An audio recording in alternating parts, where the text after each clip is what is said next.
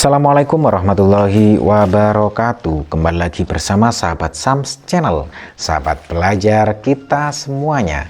Pada kesempatan ini kita akan kembali membahas soal-soal asesmen sumatif akhir semester 1, tepatnya pada mata pelajaran pendidikan Pancasila tingkat kelas 5 tingkat sekolah dasar atau madrasah ibtidaiyah. Dan pada kesempatan ini kita akan membahas pada bagian kedua, yaitu soal jawaban singkat dan soal uraian. Karena untuk soal pilihan ganda sudah kita bahas pada pertemuan atau pada video sebelumnya. Dan semoga video ini bermanfaat buat kalian semuanya sehingga prestasi kalian semakin meningkat. Amin. Dan bagi kalian yang baru menemukan channel ini, jangan lupa untuk like, subscribe, dan nyalakan loncengnya, serta bisa kalian bagikan kepada teman-teman kalian semuanya agar video ini semakin bermanfaat. Baik, langsung saja kita mulai dari soal yang pertama, yaitu soal nomor 21. Salah satu tokoh yang dikenal sebagai Bapak Pancasila adalah, ya anak-anak semuanya, salah satu tokoh yang merupakan atau dikenal sebagai Bapak Pancasila yaitu pendiri negara Indonesia, yaitu Bapak Insinyur Soekarno, anak-anak ya. Soekarno yang juga merupakan presiden pertama negara Indonesia. Berikutnya anak-anak semuanya, soal nomor 22. Salah satu sikap yang bisa kita teladani dari para pendiri bangsa dalam kehidupan sehari-hari adalah, ya anak-anak semuanya, yang perlu kita teladani dari para pendiri bangsa yaitu salah satunya adalah gotong royong. Nah, gotong royong ini merupakan sikap saling bekerja sama, kerja bakti, tolong menolong untuk mencapai tujuan bersama yang pada waktu itu dilaksanakan oleh para pendiri bangsa dalam berebut atau memperjuangkan kemerdekaan Republik Indonesia. Selanjutnya soal nomor 23 anak-anak semuanya, salah satu nilai Pancasila yang dapat diterapkan dalam kehidupan sehari-hari adalah, ya, salah satu nilai Pancasila yang dapat diterapkan dalam kehidupan sehari-hari itu banyak sekali anak-anak semuanya, adalah keadilan, kesejahteraan, kemudian demokrasi. Lah, itu banyak sekali. Oleh karena itu saya pilih di sini adalah keadilan. Ini merupakan salah satu nilai Pancasila yang dapat diterapkan dalam kehidupan sehari-hari. Berikutnya anak-anak semuanya, soal nomor 24. Menghargai perbedaan suku dan agama di masyarakat merupakan penerapan dari sila, ya anak-anak semuanya, menghargai perbedaan suku dan agama di masyarakat itu merupakan perwujudan Pancasila dari sila persatuan Indonesia, sehingga itu merupakan sila ketiga anak-anak semuanya. Berikutnya soal nomor 25 anak-anak semuanya, dalam musyawarah untuk mencapai mufakat kita menerapkan nilai dari sila keempat yang menekankan pentingnya, ya sila keempat itu menekankan tentang pentingnya demokrasi dan musyawarah anak-anak ya, demokrasi dan musyawarah. Seperti itu anak-anak semuanya.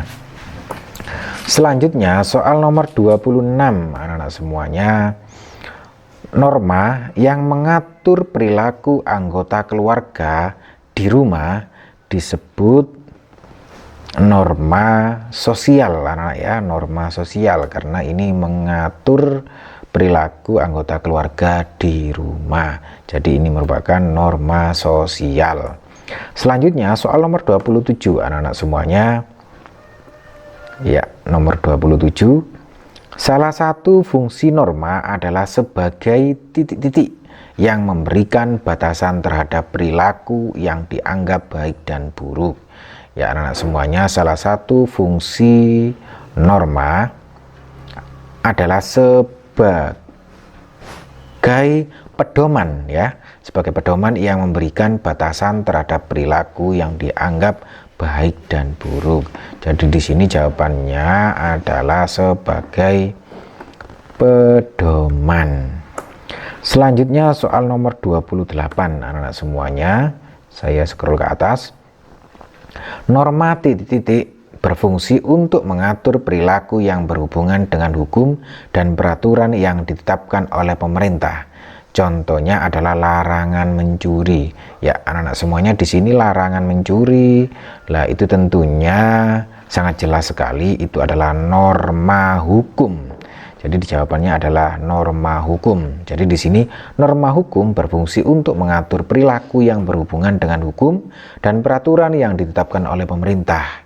Dalam hal ini contohnya larangan mencuri, kemudian larangan merampok, lah seperti itu. Berikutnya anak semuanya soal nomor 29. Ya, soal nomor 29. Dalam proses musyawarah, setiap anggota diharapkan untuk titik-titik pendapat dan ide-ide agar keputusan yang diambil mencerminkan kepentingan bersama. Ya, anak-anak semuanya, dalam proses musyawarah, setiap anggota musyawarah itu diharapkan untuk mengemukakan pendapat, ya, mengumpulkan atau menyampaikan pendapat dan ide-ide agar keputusan yang diambil mencerminkan kepentingan bersama. Jadi di sini setiap anggota diharapkan untuk menyampaikan atau mengemukakan pendapat. Nah, seperti itu. Berikutnya soal nomor 30 anak-anak semuanya. Dengan memahami dan menerapkan norma yang berlaku, masyarakat dapat titik-titik dan menciptakan lingkungan yang aman dan nyaman bagi semua orang. Ya, anak-anak semuanya, dengan memahami dan menerapkan norma yang berlaku, masyarakat dapat membangun kerjasama dan menciptakan lingkungan yang aman dan nyaman bagi semua orang. Oleh karena itu di sini jawabannya adalah membangun kerjasama. Jadi dengan membangun kerjasama dapat menciptakan lingkungan yang aman dan nyaman bagi semua orang. Baik, selanjutnya anak-anak semuanya, kita scroll ke atas untuk soal nomor 31. Kita menginjak ke soal uraian anak-anak semuanya. Di sini soal nomor 31, sebutkan 3 contoh perilaku meneladani Pancasila di lingkungan sekolah. Ya, anak-anak semuanya, 3 contoh perilaku meneladani Pancasila di lingkungan sekolah, ya. Salah satunya di sini adalah anak-anak semuanya menunjukkan sikap persaudaraan dan persatuan dengan menghargai perbedaan pendapat teman. Nah, di sini bisa kita tulis menghargai perbedaan pendapat teman di musyawarah sekolah. Nah, seperti itu anak-anak semuanya. Kemudian contoh lainnya untuk soal nomor 31, contoh meneladani Pancasila di lingkungan sekolah antara lain ikut dalam proses demokrasi di sekolah. Misalkan musyawarah seperti pemilihan ketua kelas. Lah, ini menunjukkan perilaku meneladani Pancasila, yaitu demokrasi anak-anak semuanya, ya. Selanjutnya contoh lagi adalah memberikan bantuan kepada teman yang memerlukan bantuan. Nah, berikan bantuan kepada teman yang membutuhkan bantuan kita. Ini menunjukkan kemanusiaan yang adil dan beradab lah ini. Saling tolong menolong kepada teman yang butuh bantuan. Selanjutnya soal nomor 32, anak-anak semuanya, jelaskan mengapa sikap bertanggung jawab merupakan aspek penting dalam menjalankan kebiasaan berperilaku Pancasila. Ya, anak-anak semuanya, sikap bertanggung jawab itu penting dalam menjalankan kebiasaan berperilaku Pancasila karena menjadi pedoman bagi kita untuk bertindak sesuai dengan nilai-nilai moral dan sosial yang membangun persatuan, keadilan, dan kesetaraan di masyarakat. Jadi anak-anak semuanya, di sini alasannya karena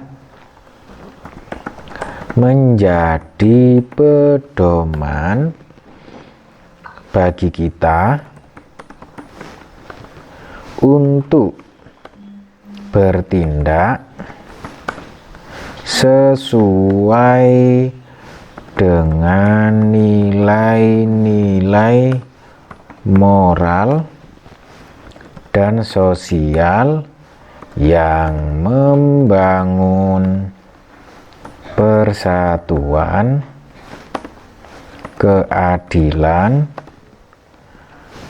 dan kesetaraan di masyarakat. Itu anak-anak ya. Selanjutnya soal nomor 33 anak-anak semuanya, sebutkan tiga contoh penerapan norma kesopanan dalam interaksi sosial sehari-hari. Ya, ini norma kesopanan ya, bukan norma hukum. Norma kesopanan contohnya anak-anak semuanya,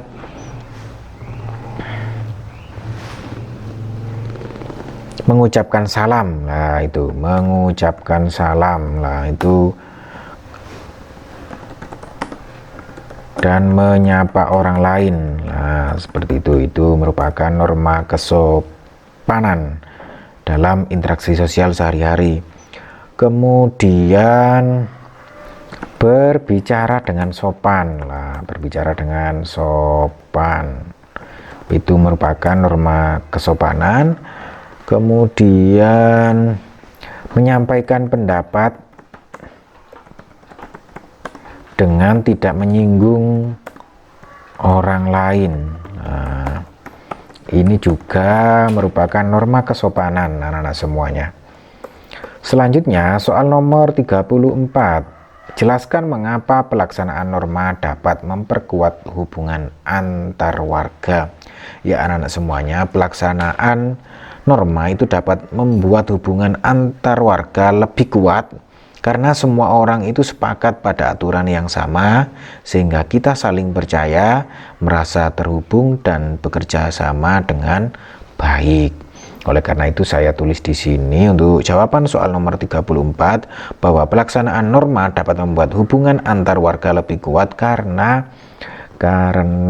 di sini ya, karena semua orang sepakat pada aturan yang sama, sehingga kita saling percaya, merasa terhubung, dan bekerja sama dengan baik. Dan bekerja sama dengan baik, itu anak-anak ya. Selanjutnya soal nomor 35 anak-anak semuanya, jelaskan pentingnya musyawarah dalam pengambilan keputusan. Ya anak-anak semuanya, pentingnya musyawarah dalam mengambil keputusan adalah untuk memastikan, ya langsung saya ketik, untuk memastikan semua pendapat didengar, kemudian untuk mencapai kesepakatan bersama dan mewujudkan keputusan yang lebih adil dan inklusif bagi semua pihak yang terlibat. Itu anak-anak semuanya, pentingnya musyawarah dalam pengambilan keputusan. Baik anak-anak semuanya, demikian tadi pembahasan soal untuk soal isian singkat dan uraian. Adapun soal pilihan ganda sudah kita bahas pada video sebelumnya.